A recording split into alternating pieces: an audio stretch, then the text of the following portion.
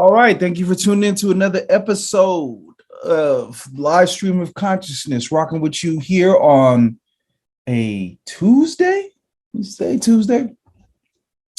You don't know your days when basketball's done. It's just a big empty period, a lot of news, a lot of rumors coming out in the NBA draft time.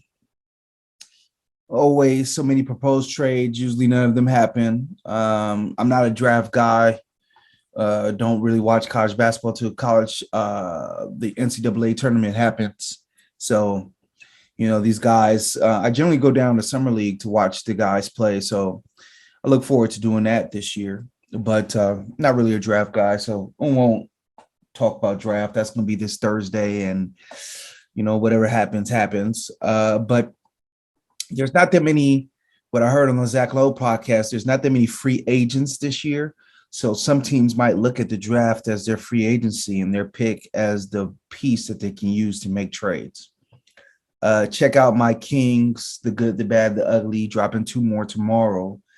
But that's one of the teams that are very interesting. There's the top 3, and then there's kind of like a whole myriad of picks that could happen at number 4. And I theorize that the Kings should trade that pick for a Pascal Siakam.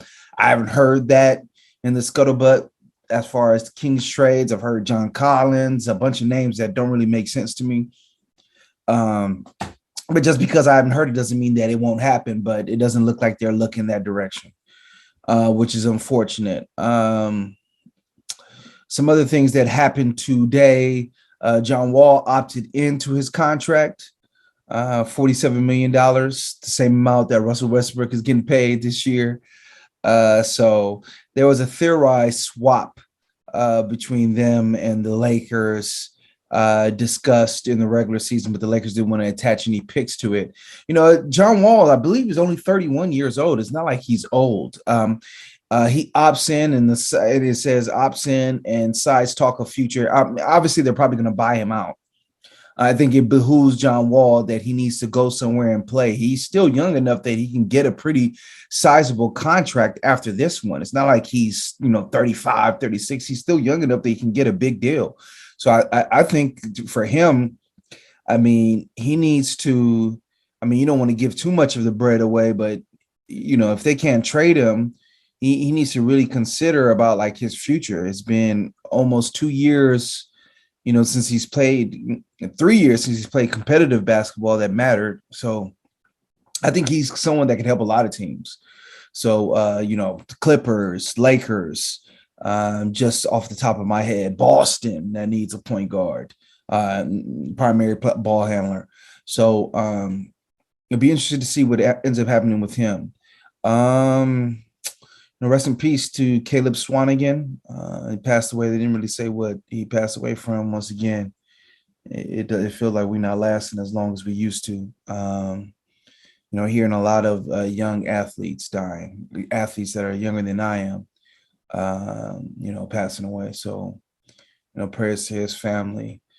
Kendrick Nunn opts in to another year of the Lakers. He lost a whole year to a bone bruise that happened in August. I've never heard of that happening. So, him going down, the Lakers, I think he's a viable player. He could add to their rotation, but they need some wings. They need some 6'8", 6'7" guys, young, that can run and jump. They have Stanley Johnson. They should bring him back, but, his shooting deficiency makes it so that you can't really rely on him as a rotational piece, and especially if you're looking at the postseason and the championship as your goal. He's someone that you could see definitely struggling and not being able to play in a series because his shot is so off. So yeah, that's just a area where the Lakers need to improve. I'll talk about that, and they're good, the bad, the ugly. Gordon Hayward is available for trade. It looks like they're trying to clear cap space for Mikal Bridges. I talked about that yesterday about Jordan not wanting to pay, and it looks like he's fine with paying. He just doesn't want to pay over the luxury tax. So they're looking to offload Gordon Hayward and attach picks to do that. It's just like it's a valuable asset. His contract, He's not the greatest player, but he's still an asset. Like, just to offload him for salary purposes and not to get any players back, that doesn't make any sense to me. But once again, these owners, they want to run it like a Dollar Tree. If you don't have the money to pay for the team, to pay for them to be competitive, you can't just tax the other teams, because the other teams are really trying to do that. A couple more quick news and notes. PJ Tucker, Eric Gordon are both rumored to the 76ers. It looks like Daryl Morey is trying to get the old band back. You have Harden, you have Tucker, you have Gordon. These are all the players that run Houston with him. I mean, for an analytical guy, he seems like he's really caught up into his emotions and nostalgia. For a guy that's the king of the analytical guys in the NBA, who's what do they call him? Nerd Elvis. That's what they call my man. For a guy that is all about analytics, it seems like he works off nostalgia like everybody else, and when he likes something, he just keeps going back to it. So, I mean, those two would be solid pickups, though.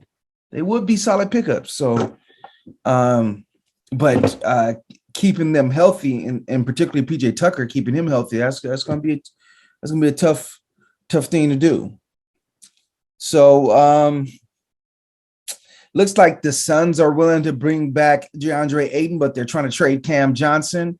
Once again, are you looking at winning? This is one of the best players in the league, one of the better young wings in the league. Talked about 6'8" guys that can shoot and semi-defend. He is someone that is a great shooter, was a 6th man of the year candidate, and you're just going to trade him to offload his salary? Like, Sarver, he owns a team in Phoenix. It's not like it's a bad market. Charlotte, maybe you might find people. I don't think you would struggle to find an owner who would buy the team in Phoenix. Once again, you can't afford the team to trade it, then sell it. This is a team that is a contender. You should be looking to add pieces, not to take them away, but, oh well. So it looks like they're going to try to keep him. But they want to offload Cam Johnson to do that, one of their better players. This is a team that one of the reasons why they lost to the Mavericks is they just became a 6-man rotation. They were getting nothing off the bench, or 7-man, Biyombo and JaVale McGee, they played solid, but they became a 6 to 7-man rotation. They got nothing from their guards, and Shamit and the kid that likes to do all the dances, Cameron Payne, and you're going to trade the one bench player who was providing scoring for you? That doesn't make sense, but it is what it is. On to the NFL. The greatest tight end of all time retired today, Gronkowski. I don't think that's a question. He's the best of all time. No one's brought his playmaking on the offensive side and then his run blocking and put it together in the same package. Great player. I would say he's retiring for the second time. Drew Rosenhaus came in and said he wouldn't be surprised if, Tom Brady, puts up the bat signal during the regular season and he comes back to play. And I wouldn't be surprised about that either. So, especially with how weak the NFC is. And we're going to talk about that. We're going to do the good, the bad, and the ugly for all the NFL teams before the season starts as well. But the NFC just in general is a weak conference to me. And they have a chance to really take the conference by hold. Let's see here. Deshaun Watson settled 20 of his 24 lawsuits. I really don't understand, regardless of what you think of it, I don't understand how he was informed of this and didn't settle immediately. The way this has really tarnished him in the eyes of a lot of people. Before this allegation came out, I think he probably would have had one of the highest Q ratings of all the quarterbacks. The NFL media, they speak in coded language at times, very big into, behaving a certain way and carrying yourself a certain way. And he was all that, Dabo Swinney loved him. I remember Dabo saying that, he's the Michael Jordan he's going to be the Michael Jordan of the NFL. He had a lot of love, and that's just all fizzled away, regardless of the outcome of these allegations. I do think he's probably going to be suspended for the year, especially given the situation that happened with Trevor Bauer. I don't see how he won't be suspended for the year, or a very heavy suspension. The NFL just has a lot of things going on. They have the Snyder situation, John Gruden situation, the Raiders situation. There was a lawsuit for the Rams. There's just lawsuits flying. And I think that this is just one thing that they do not need the PR hit for. Let's just go ahead and make him sit for a year, and that'll be the end of it. That's my personal opinion. What's going to happen? We're going to see what happens. But yeah, I don't talk too much of the fight game, but so I heard this. I don't know if I heard this or I thought this in my mind, because Nate Diaz is asking to be released out of his contract, and he wants to he wants to be released from his contract so he can fight one of the Paul brothers, whatever one, Jake. And then I started to think about the LIV Golf with the Saudi Arabia money that's come in. They took another big golfer. And, it would be hard to do that in the NBA because the brands in the NBA are so strong. The Celtics, the Lakers, no matter who's in those jerseys, people support those teams.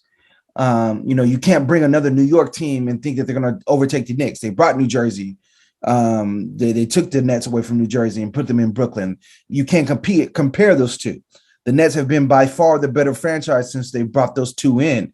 And you still can't compare the love that fans and adorations have for the Knicks to the Nets. They have a brand, and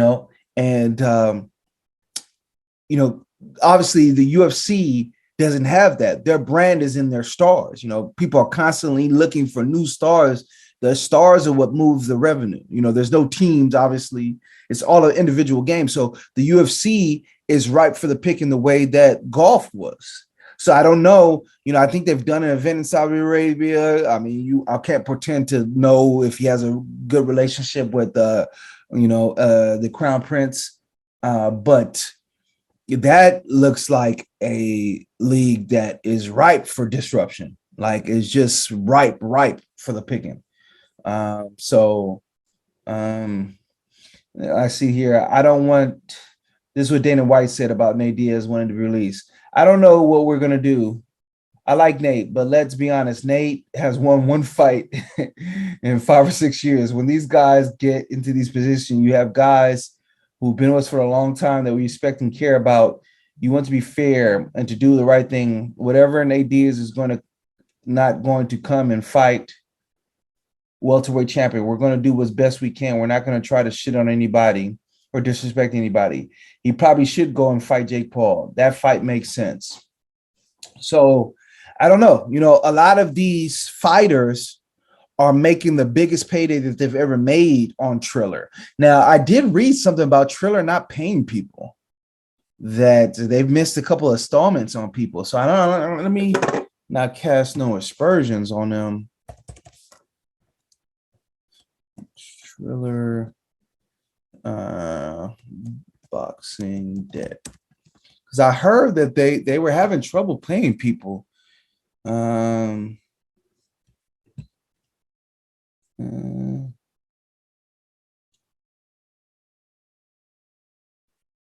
Yeah, so I don't know. I read that somewhere that that somebody was owed some money, but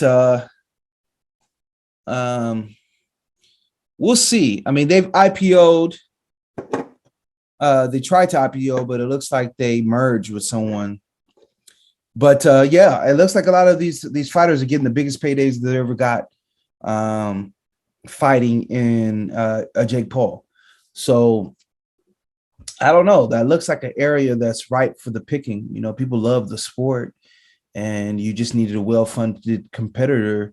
Now, I don't know about contractual issues. I mean, but if you make them fight overseas, is it still binding? Make them fight Mexico, Canada. Would they still be bound by the terms of their contracts? I don't know. And even if the Saudis have so much money that they could tell them, forget about it. We'll hire you a legal team. Don't even worry about it. We'll have our lawyers take care of it. If they sue you, we'll have our lawyers take care of it. So if they really want to get into this game, I think the UFC is a great place to start. Boxing, that's a great place to start. There, everything is so, we'll create our own belt. We'll pay all of you guys, all the top fighters. We'll create our own belts and pay all the top fighters. And we'll force you guys to fight each other and we'll pay you. You're getting paid. You don't have to worry about pay-per-view paydays and blah, blah, blah, blah, blah. We're getting paid. We can pay you. They offered Tiger $1 billion. So, and that's nothing to them. They got cash money. They've been selling oil since the beginning of time. They got cash money. That's nothing. So boxing, which is so haywire, they could, put that under one tattoo. They could own the fight game. So I think that those type of sports where you're relying on star power are the sports that you can really take over. A basketball, football, because of the brand names, like Cowboy fans, incredibly loyal fans. Shout out to my man, our dog. Incredibly loyal fans. They're not leaving the Cowboys. No discussion about nothing. Cowboys forever. They haven't won since the 90s. It's 2022, the year of our Lord 2022. They haven't won since 96. Cowboy fans as rabid as ever. They won't even discuss going to the Texans. Texans went to the AFC Championship. They don't want to discuss it. They won't even discuss it. So, all right. So we'll just go ahead and leave it here. Like I said, dropping two more good, the bad, the uglies. I'm going to get through all the teams. I want to get through them before free agency, but I don't know if I'm going to have the time. But, generally everything doesn't happen at the end of free agency. So we should be able to cover everything. So thank you for tuning in. Thank you for rocking with me. The game is the game. All right. Thank you for watching this clip. Do me a favor. Push the button. Hit subscribe. Come on, man. Push it. Push the goddamn button. Push the goddamn button. You heard what she said. Man, do what's right. You heard her. Push the button. The game is the game. So what's up, man? What's up with you otherwise, The game is a game. Always.